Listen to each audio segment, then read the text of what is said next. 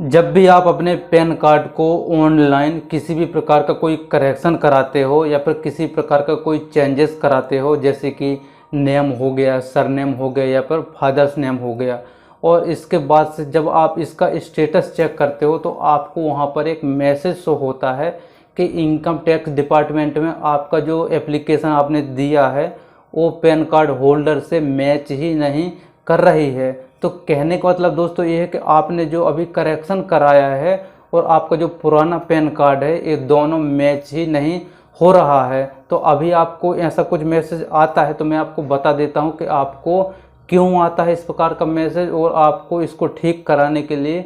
क्या क्या करना पड़ेगा।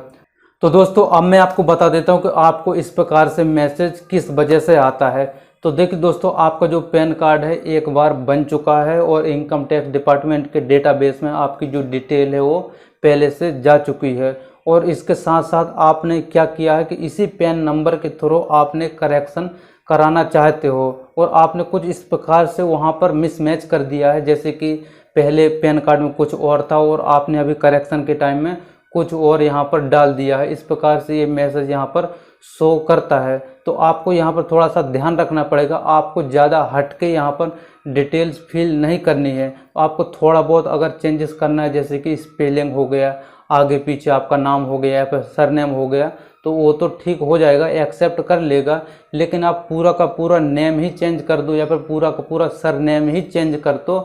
पुराने पैन कार्ड से, तो आपको यहाँ पर एक्सेप्ट पैन कार्ड नहीं करेगा। तो इस बात को आपको ज़रूर ध्यान में रखना है। थोड़ा बहुत आप करेक्शन कर सकते हो, लेकिन बहुत ही ज़्यादा यहाँ पर आप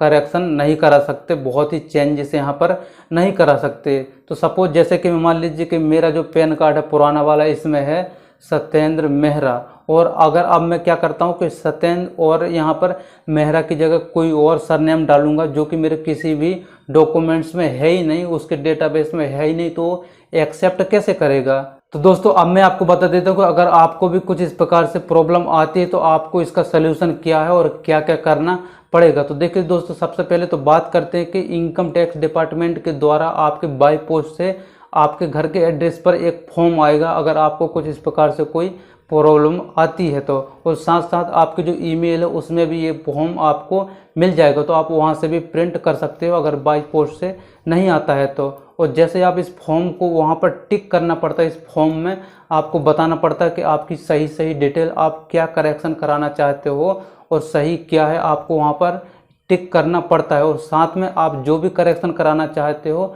उसके साथ साथ आपको वही सपोर्टिंग डॉक्यूमेंट्स आपको वहाँ पर अटैच करना पड़ता है। तो आपको फिजिकली उसी एड्रेस पर पुणे आपको बाय पोस्ट से सेंड करना होता है 30 दिनों के अंदर अंदर। और जैसे आप पूरे डॉक्यूमेंट्स को बंच बना के एक लिफाफे में वहाँ पर सेंड करोगे, तो आप इसके बाद से वहाँ पर स्टेटस चेक करोगे तो वो स्टेटस आपको यहाँ पर चेंजेस हो जाएगा और वहाँ पर लिख के आएगा कि आपका जो डॉक्यूमेंट्स हैं उनको मिल चुके हैं और जो प्रोसेस है आगे की अभी चल रही है। तो अब मैं आपको बता देता हूँ कि अगर आपको कुछ इस प्रकार से कोई झंझट में नहीं पड़ना है, आपको समझ में नहीं आ रहा है कि मैं क्या करूँ, अब मैं क्या कर सकता हूँ, अगर आपको नहीं आता है तो मैं आपको बता देता हूँ कि आप देख लीजिए, आपके नज़दीकी कोई ऑनलाइन वाला होगा जो पैन कार्ड से रिलेटेड एक काम करता है, आप उसके पास जाओगे और अपनी सारी प्रॉब्लम बताओगे तो वो वही करेगा जो आप यहाँ पर करना चाहते हो, बस बशर्ते ये रहेगा कि वो अपना यहाँ पर कमीशन लगा देगा। तो कहने का मतलब है कि जो काम आप खुद से कर रहे हो वही काम वो कर लेगा, लेकिन अपना कमीशन यहाँ पर बना लेगा। अब मैं आपको बता देता हूँ कि अगर आप खुद से नहीं करना चाहते और ना मैं ऑनलाइन वाले के पास करना चाहते हो कमीशन देके, तो इसका दूसरा तरीका भी ये है कि आप गूगल पर सर्च कर लीजिए कि NSDL ऑफिस या फिर पैन कार्ड से रिलेटेड ऑफिस, तो आपको जो डिस्ट्रिक्ट है उसी डिस्ट्रिक्ट लेवल पे यहाँ पे NSDL की ऑफिस रहती है, आप उस ऑफिस में जाइए। आपको NSDL के ऑफिस जाना है और साथ में अगर आप किसी डिस्ट्रिक्ट लेवल में रहते हो या फिर कोई बड़ी सिटी में रहते हो तो आपको इसी ऑफिस में जाना है और साथ साथ आपके जितने भी सपोर्टेड डॉक्यूमेंट्स है वो साथ में लेके जाना है और आप उनको बताना है कि मुझे ये प्रॉब्लम हो रही है तो इसका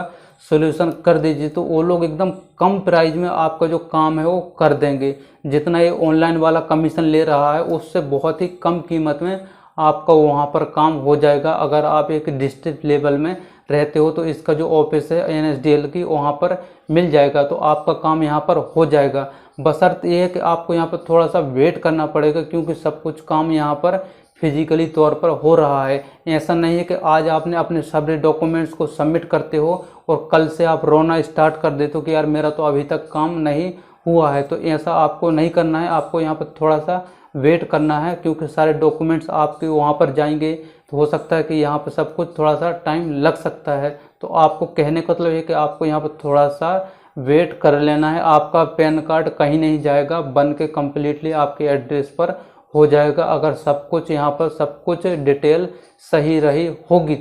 तो दोस्तों यही था एक। अगर आपको इस प्रकार से कोई मैसेज आता है, वैसे तो बहुत ही कम रेयर केस में आता है और नहीं आता ज़्यादातर, तो अगर आता भी है तो एक यही था एक